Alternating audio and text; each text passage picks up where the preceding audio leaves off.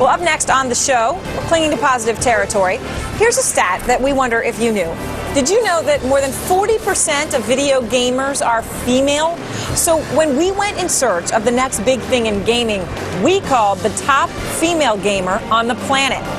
Her game picks and her trades to match are next. Well, day 4 of our Next Big Things series brings us to the world of gaming. From 3D to motion controllers, the gaming industry continues to grow. It's even more technologically advanced every single day, and it's way bigger than the movie industry. So what will be the next big thing in gaming?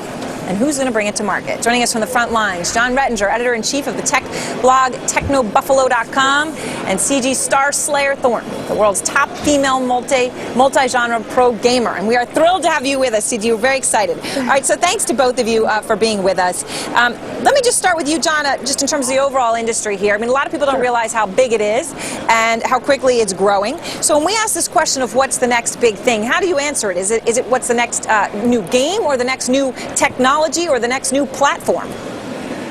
Well, it used to be what's the next big game going to be, but these consoles are now having such longer lifespans. The Xbox 360 is going to be extended for another 5 or 6 years, same with the PlayStation 3. So now it's going to be how the games themselves are evolving. We're seeing a huge push towards motion controls. Nintendo Wii ushered that in. So the age of sitting behind a couch, the controller are gone. Sony's launching the brand new wand-looking PlayStation Move, and Microsoft's launching their completely controller-less Microsoft Kinect. And don't forget about the just announced new iPod Touch yesterday.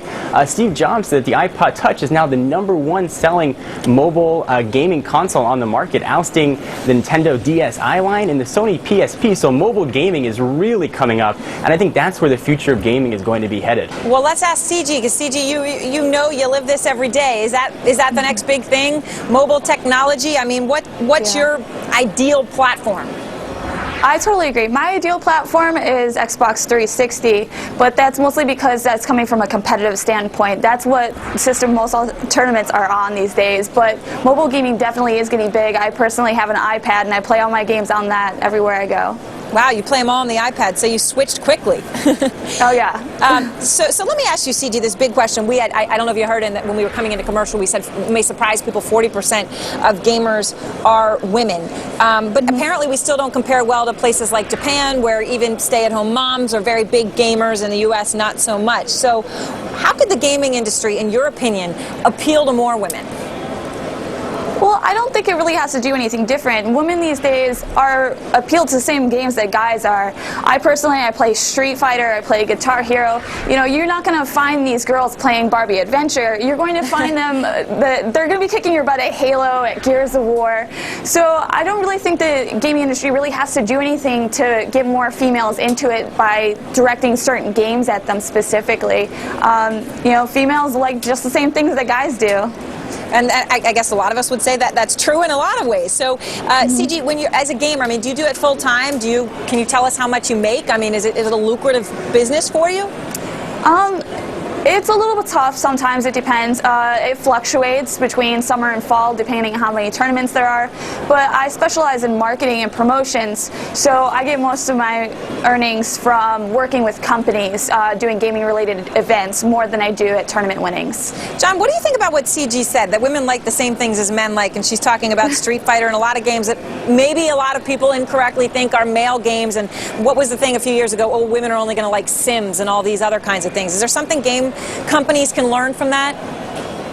Absolutely. Just like the consoles are evolving, the gamers themselves are developing. Can't tell you how many times I've been playing Halo and I hear in my mouthpiece, I'm getting killed by a woman or a girl somewhere.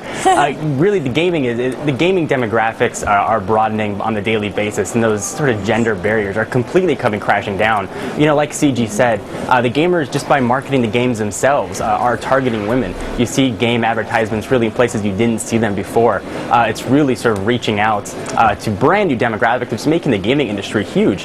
When Halo 3 launched, which is arguably the flagship game of this console era, it sold $300 million in the first week, $170 million in the first day. The gaming industry is getting to be almost as big as the movie industry, and as such, the demographics are really expanding with it. All right, and quickly before we go, CG, I know you mentioned Street Fighter and Guitar Hero. In your opinion, what's the next big game that's coming down the pike?